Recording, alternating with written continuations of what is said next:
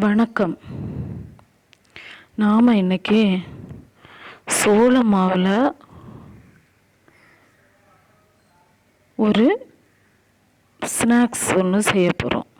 சோள மாவு வறுவல். இது குழந்தைகளுக்கு ரொம்ப சத்து மிகுந்தது. குழந்தைகள் முதற்கொண்டு பெரியவங்க வரைக்கும் இதை நாம் சாப்பிட்டுக்கலாம்.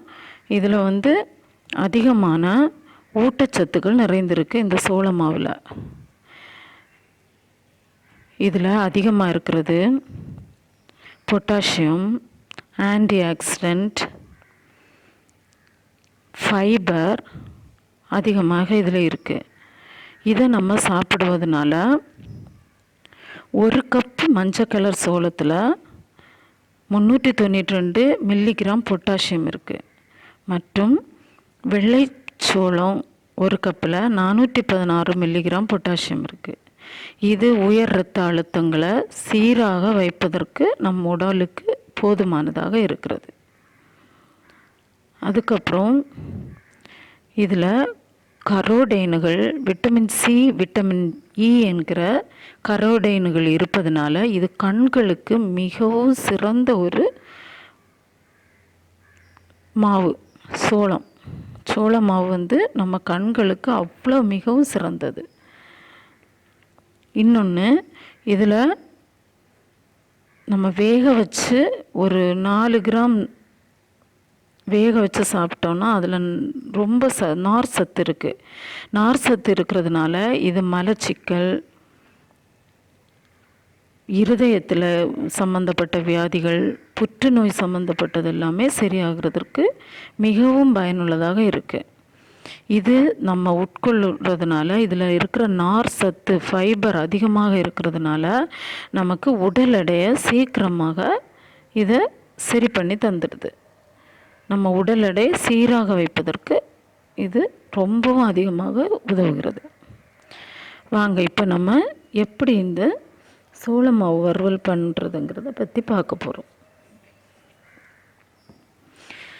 இப்போ இதுக்கு தேவையான பொருள், நான் 1 கிலோ சோளம் வாங்கி கடையில் கொடுத்து தூள் பண்ணி வச்சுருக்கேன். 1 கிலோ சோளம், திரும்ப தேங்காய், தேவையான அளவு உப்பு, இவ்வளோதான். இதை நான் தூள் பண்ணி வச்சுருக்கிறேன். இதில் ஒரு 5 ஸ்பூன், ஒரு பெரிய கரண்டியில் 5 கரண்டி சோள மாவு எடுத்துருக்கிறேன். இப்போ இந்த 5 கரண்டி சோள மாவில் நான் என்ன பண்ண போகிறேன்னா ஒரு 2 கரண்டி அரிசி மாவு சேர்க்கலான்னு போகிறேன். ஒரு 2 கரண்டி அரிசி மாவு. இல்லை உங்களுக்கு அரிசி மாவு வேணான்னா வெறும் சோள மாவே யூஸ் பண்ணிக்கலாம். அரிசி மாவும் வச்சு யூஸ் பண்ணிக்கலாம்,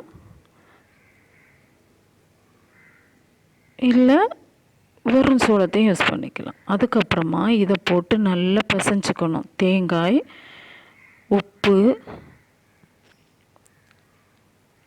சோள மாவு, அரிசி மாவு போட்டு நல்லா புட்டுக்கு நம்ம எப்படி பிசைகிறோமோ அதுபோல் தேவையான அளவு தண்ணி விட்டு புட்டுக்கு நம்ம ஆவியில் வேக வைக்கக்கூடிய நம்ம புட்டுக்கு எப்படி நம்ம தண்ணி விட்டு கொஞ்சம் கொஞ்சமாக தண்ணி விட்டு பிசைவோம், அதுபோல் இதுக்கும் நீங்கள் கொஞ்சம் கொஞ்சமாக தண்ணி விட்டு நீங்கள் நல்லா பிசைஞ்சுக்கலாம். நல்லா பிசைஞ்சு ஒரு நார்மல் அளவுக்கு, ஓகே இது ஓகே தான் அப்படின்னு சொல்லி உங்களுக்கு தெரிகிற அளவுக்கு இதில் இருக்க திட்டாக இருக்கிறது எல்லாத்தையும் எடுத்து விட்டுக்கலாம்.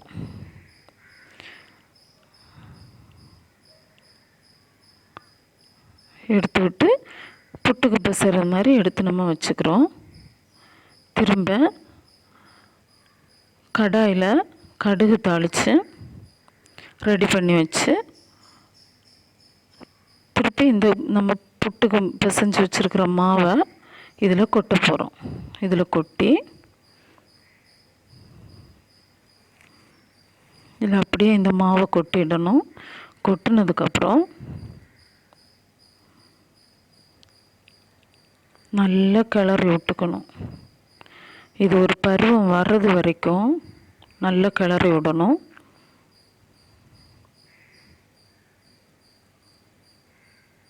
கிளறி கொடுத்துட்டே இருக்கணும். உங்களுக்கு அந்த ஒரு ஹீட் தன்மை அடிக்கடி நீங்கள் டேஸ்ட் பண்ணி பார்த்துக்கலாம். ஓகே, இது என்னால் சாப்பிட முடியும் அப்படிங்கிற ஒரு பருவம் வந்ததும் நீங்களே அதை ஸ்டாப் பண்ணிக்கலாம். இல்லை கொஞ்சம் கூட வைக்கணும், இல்லை கொஞ்சம் நல்லதாக ரெட்டிஷ் ஆகிறது வரைக்கும் வச்சு எடுக்கணுன்னாலும் கூட எடுத்துக்கலாம். உங்கள் தேவைக்கு எப்படி இதை ஹீட் பண்ணி, இல்லை லேசான ஒரு சூட்டில் கூட நான் இப்போ சாப்பிடுவேன்னா நீங்கள் அதை பண்ணிக்கலாம். இது இந்த பருவத்துக்கு நான் எடுத்துருக்கிறேன். இப்போ இந்த பருவத்துக்கு எடுத்து பரிமாறிக்கலாம். இதுதான் சோள மாவு வறுவல். இந்த சோள மாவு வறுவல் சின்ன குழந்தையிலேருந்து பெரியவங்க வரைக்கும் நம்ம உடம்புக்கு தேவையான அதிக ஊட்டச்சத்துக்கள் இதில் இருக்கிறதுனால நீங்கள் இதை யூஸ் பண்ணிக்கலாம். நன்றி.